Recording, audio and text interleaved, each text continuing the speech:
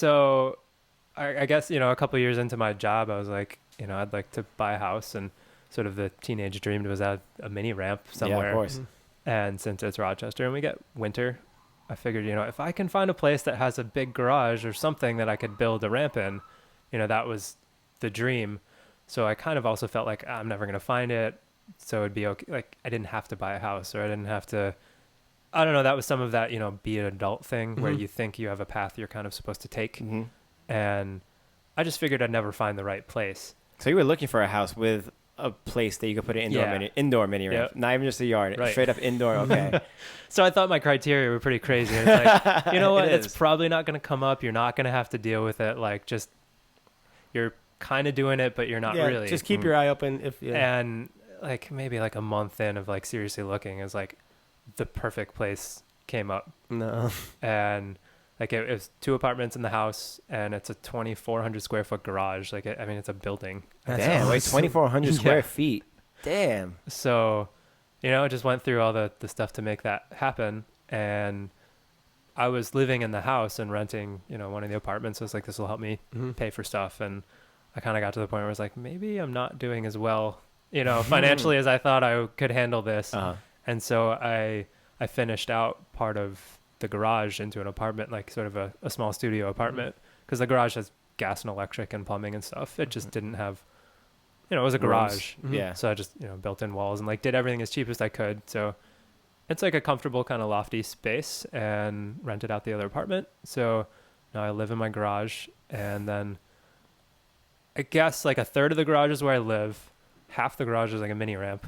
And then there's another third that it can fit like 3 cars parked in it, and there's like we have a rail, like on the ground. Yeah, 2,400 feet's a lot. Yo, square feet is a lot. Yeah, I thought you were living in like a little like room small, like half the size of this, with like, and then like you have to crawl out and you're on top of like the quarter pipe, or something like that. I mean, my closet is underneath the ramp. Yeah, okay, so it is kind of like that. It's like 2,400 square feet is huge. It's bigger than most houses. Yeah, the living space is like 500 or 600 square feet, so it's not tiny. My whole house is like 800. Yeah, this is like 700 or something like that. Yeah, I mean, the mini ramp it's 24 feet wide, 5 feet tall, with like a tight transition, and it's 5 legit, feet tall. It's a legit mini ramp too. Yeah, that's not what you think for like a garage mini ramp. You think like a 3-footer or something. Yeah. Like No, that. he has like a legit ass mini ramp. Yeah, Al Delega came and helped build it, so you're like, oh really? Like it's overbuilt, like it's sturdy, and like the transition's right. Like I knew I needed some help, and like he drove out with China. And like, do you need any type of like permit for that? Maybe.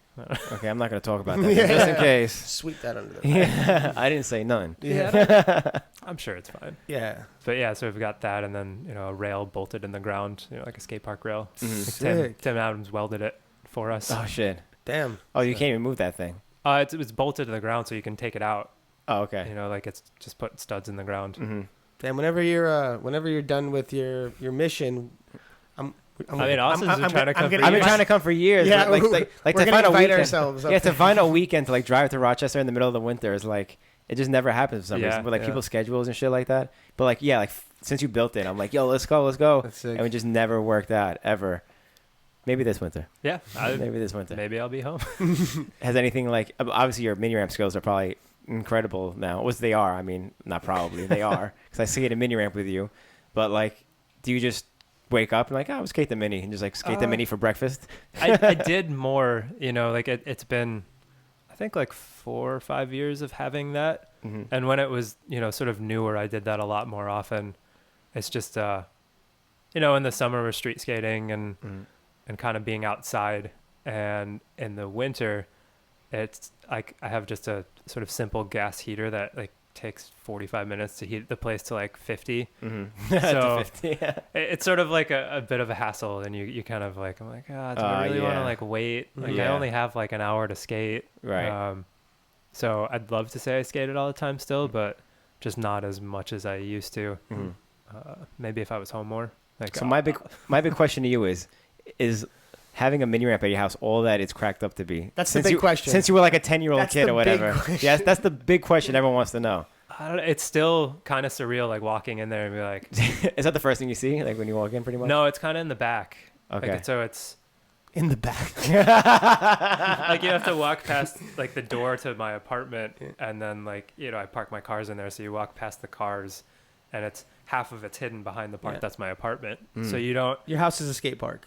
Yeah. Does it bother the tenants? No, so Tim Adams lives upstairs. Okay. And, That's Oh, awesome. Tim lives there. I didn't know that. Tim lives Oh, damn. You're just like, tip, yo, you want a session? You can't hear it from Yeah. inside there. Oh. And Nick and his girlfriend Leah, like they're friends through like other skating friends. So Oh, so you know them all. yeah, everybody knew the That's deal. awesome. When there's the driveway full of cars, like you kind of know. It's like Yeah. it's just people skating. I didn't know Tim lived in your place. Yeah, so Steve Bruning lived upstairs for a while, Mhm. and then Tim moved in when Steve moved out. Okay. So we've had a rollerblader in there the Mhm. whole time, Yeah, basically. yeah. But yeah, I guess my thing with like we don't skate it as much as I would like. I guess, Well, in like the summer, I wouldn't imagine you would even skate it that much. yeah, we right? don't, and it's not. It's sort of just. I mean, I would always skate mini ramp, so it's also sort of my fault for maybe wanting more than you would. Normal people would want to skate. No, mini ramps are good. I can skate. Mini ramps like one of the things that you can skate pretty much as long as you can physically skate. Yeah. Like jumping Right. on ledges will be tougher on your knees. Like the mini ramp, the transitions are all smooth, and they're easier on your body. I'm not even gonna front at this stage and at this age. My mini's like my favorite thing to skate. I've always loved It is mini. my number one. Yeah. Street is always There's has a just special so much place, you can do. but it's just you Yeah. could just I don't know. When you have a good session going, like everyone's doing their lines and shit, like 10 tricks in a row, like just like it's just it's my favorite fires thing to up. do on mini. You just drop in backside Mhm. and go in fish brain stall. That's it. That's it. So good. Like, that is That just is a so fun one. good. Yeah. And But then, I think it's more. I feel like skating's changed a little where we don't session as much. Mhm. You go out street skating and it's maybe getting clips or on a specific mission, and a mini ramp is always a session. Yeah, Yeah. that's true. That's And why that it's sort always of fun. brings it back to Yeah. maybe your younger days where you were just at a spot and everybody's Totally. going nuts, and that's what mini ramp feels like to me at least. that's a good point. That's a good point. Mhm. So the best is you get well, for a while we were having sort of once a week like Tuesday night sessions or something, and you get 5 or 6 guys there and just skate, have some beer, music playing, like just that's the best part. The vibes. Yeah. Yeah. Is it So- still fun year after year? Yeah. I mean, I Same haven't shit? gotten tired of it. Okay, And, good. and like you were saying, like everyone could go in on it because like there's only a certain amount of people that are going on like on a down rail maybe Right. nowadays, and some people be excluded, but it's just like a thing where everyone's just like Yeah, exactly. Yeah, and I think we've all gotten Feeding off each other's yeah vibes and stuff. Yeah, true. And that we've gotten older and kind of, anybody like in Rochester, it's like, sort of open invite more often than not, and it doesn't matter if you're good at it or not. You just come and pump around or something. Yeah. And it's just cool to see people wanting to do something and try. Like Yeah. I think all of there was a time where, you wouldn't skate with somebody because they weren't good. And I think a lot of us now, more often, you're just like, don't care. You Yeah. skate. You're into it. You're a nice person. right. Like, That's come and hang that's out. the requirements now. Yeah. Do like skateboarders or anything in Rochester hit you up to skate it? They're like, yo, I heard No. this rollerblade has got a mini ramp in his house. Let's hit him up. it happened a little bit in the beginning, some friends of friends. Because word gets around about things like that. Yeah. So the first time some skateboarders actually came over, we had a barbecue and they're friends of friends and they skated. And they actually, I had a grind box in there at that point, and they actually broke the grind box Oh, shit. and then just left, didn't say anything.